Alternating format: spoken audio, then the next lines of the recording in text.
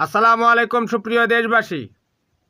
বৈষম্য বিরোধী ছাত্র আন্দোলন নেতা হাসনাত তার ফেসবুক স্ট্যাটাসে বলেছে, সিরিয়ায় 1 মাসে ৩৫ জন জঙ্গি গণহত্যাকারীর ফাঁসি হয়েছে, কিন্তু বাংলাদেশে গত 6 মাসেও আওয়ামী একটা জঙ্গিকে ফাঁসির মুখোমুখি করা যায়নি।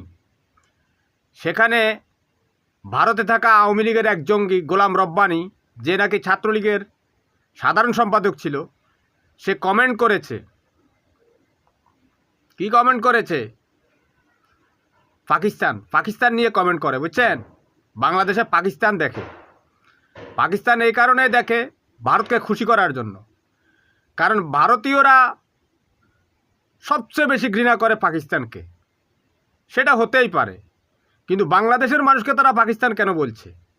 এই কারণেও বলছে ভারতের কাছ থেকে তারা সুবিধা নেওয়ার জন্য।